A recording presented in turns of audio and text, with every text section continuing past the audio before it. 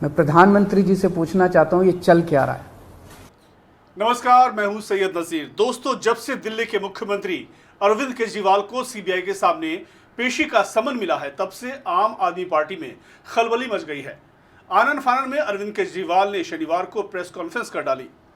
अरविंद केजरीवाल के अपनी इस प्रेस कॉन्फ्रेंस के बाद बीजेपी और आम आदमी पार्टी में तू मैं शुरू हो गई है। अरविंद केजरीवाल और बीजेपी ने क्या कुछ कहा और किस तरह से केजरीवाल ने बीजेपी पर हमला बोला, ये सब आपको बताएंगे, तो बने रहिए वीडियो के आखिर तक। दोस्तों, दिल्ली में शराब घोटाले की जांच शुरू हुए करीब 1 साल से भी ज्यादा का वक्त बीत चुका है और इस मामले में अब तक दिल्ली के उप मुख्यमंत्री मनीष सिसोदिया को सीबीआई ने शराब घोटाले मामले में 26 फरवरी को गिरफ्तार किया था।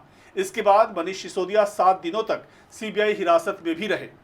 इसके अलावा इन्फोर्समेंट डायरेक्टरेट मनीष सिसोदिया से तिहाड़ जेल में भी पूछताछ कर चुकी है और कोर्ट ने भी मनीष सिसोदिया को जमानत देने से इनकार कर दिया है। अब शराब घोटाले को लेकर सीबीआई ने दिल्ली के मुख्यमंत्री अरविंद केजरीवाल को 16 अप्रैल यानी रविवार को पूछताछ के लिए तलब किया है। सीबीआई के सामने पेश होने से पहले ही मुख्यमंत्री अरविंद केजरीवाल बीजेपी पर जमकर बरसे। दिल्ली के मुख्यमंत्री ने कहा कि आज तक किसी एक पार्टी को इस तरह से टारगेट नहीं किया गया जैसा आम आदमी पार्टी को किया जा रहा है। पहले नंबर 2 और 3 को गिरफ्तार किया गया ताकि मेरी गर्दन तक पहुंच सके। इसका कारण यह है कि आम आदमी पार्टी ने लोगों को उम्मीद दी है। आपने लोगों को जो उम्मीद दी है उसे प्रधानमंत्री कुचलना चाहते हैं। केजरीवाल ने प्रधानमंत्री से सीधे सवाल किया कि प्रधानमंत्री जी, अगर केजरीवाल भ्रष्टाचारी है तो दुनिया में कोई ईमानदार नहीं है। वहीं एक सवाल के जवाब में उन्होंने कहा कि बीजेपी वाले कह रहे हैं कि केजरीवाल को गिरफ्तार करेंगे। अगर उन्होंने आदेश दे दिए हैं तो सीबीआई उसे कैसे नकार सकती है। तो मैं मोदी जी को कहना चाहता हूं, मोदी जी, अगर केजरीवाल भ्रष्टाचारी है तो फिर इस दुनिया के अंदर कोई ईमानदार नहीं है। मुद्दा भ्रष्टाचार है ही नहीं, मुद्दा भ्रष्टाचार की जांच है ही नहीं, मुद्दा शराब घोटाला है ही नहीं। ऐसा शख्स, देश का प्रधानमंत्री जो सर से लेकर पैर तक भ्रष्टाचार के अंदर डूबा हुआ है, उसके लिए भ्रष्टाचार मुद्दा कैसे हो सकता है। जिस तरह एक के बाद एक आम आदमी पार्टी के नेताओं को जेल में डाला जा रहा है, उससे केजरीवाल को पहले से ही ये आशंका थी कि सीबीआई उनको भी अपने शिकंजे में ले सकती है। इसलिए केजरीवाल ने प्रेस कॉन्फ्रेंस में कहा कि मैंने दिल्ली विधानसभा में जिस दिन भ्रष्टाचार के खिलाफ बोला था, उसी दिन मैं जान गया था कि अगला नंबर मेरा होगा। उन्होंने बताया कि रविवार को वो सीबीआई ऑफिस जरूर जाएंगे। पिछले मार्च के आखिरी हफ्ते के अंदर मैंने इतने सारे असेंबली के अंदर इतने सारे गिनाए थे भ्रष्टाचार जो इन्होंने किए हैं, इतने भ्रष्टाचार गिनाए थे।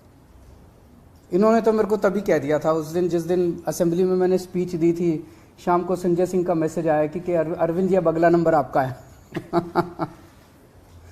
केजरीवाल ने कहा कि अब ये रोज किसी न किसी को पकड़ लेते हैं और उन्हें टॉर्चर करके उनसे केजरीवाल का नाम, सिसोदिया का नाम लेने का दबाव बनाते हैं।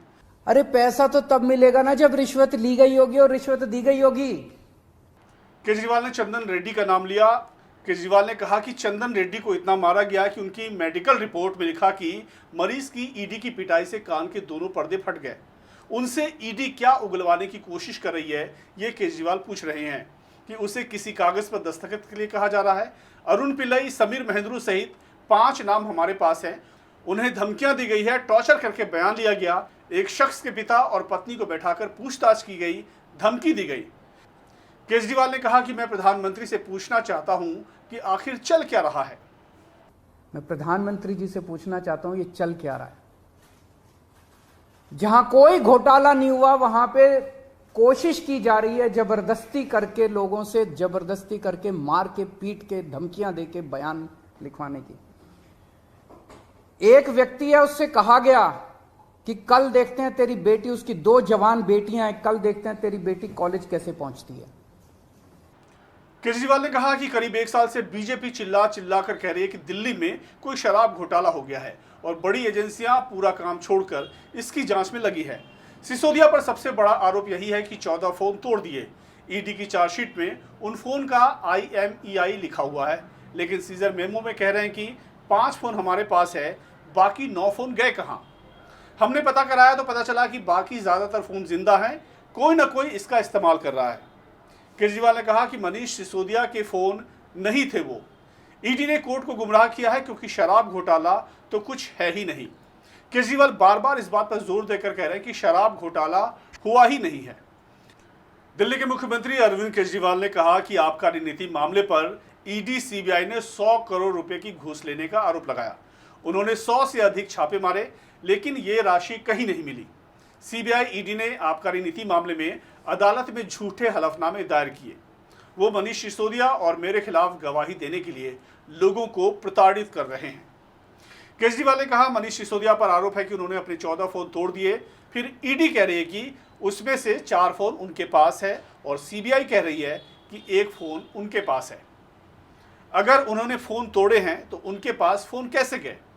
इन लोगों ने झूठ बोलकर केस बनाए और बोला कि शराब घोटाला हुआ है। तो ईडी ने और सीबीआई ने झूठ बोल के ओथ पे, एफिडेविट पे कोर्ट को गुमराह किया और झूठा सबूत उन्होंने कोर्ट के सामने पेश किया, क्योंकि सच तो कुछ मिला नहीं, कुछ था ही नहीं, शराब घोटाला कुछ है ही नहीं, तो निकाले क्या? तो उन्होंने झूठ बोल के मनीष सिसोदिया को फंसाने की कोशिश की, कोर्ट को झूठ बोला। वहीं बीजेपी नेता और केंद्रीय मंत्री अनुराग ठाकुर ने केजरीवाल पर जमकर हमला बोला है। अनुराग ने कहा कि ऐसा 75 सालों में पहली बार हुआ है कि भ्रष्टाचार के खिलाफ आंदोलन करने की बात करने वाले भ्रष्टाचार में पूरी तरह से डूब गए हैं और केजरीवाल के कई मंत्री जेल चले गए हैं और वो दुनिया को यहां पर ज्ञान बांट रहे हैं। अरविंद केजरीवाल के सीबीआई के तलब किए जाने पर केजरीवाल को बिहार के सीएम नीतीश कुमार का साथ मिला।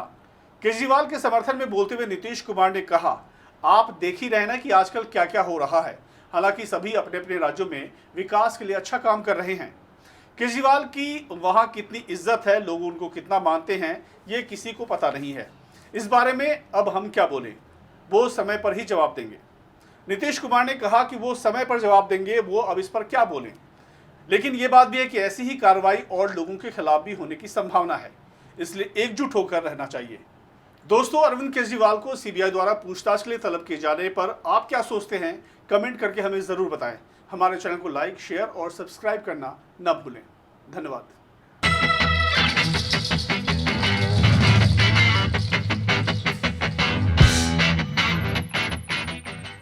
मैं प्रधानमंत्री जी से पूछना चाहता हूं, ये चल क्या रहा है?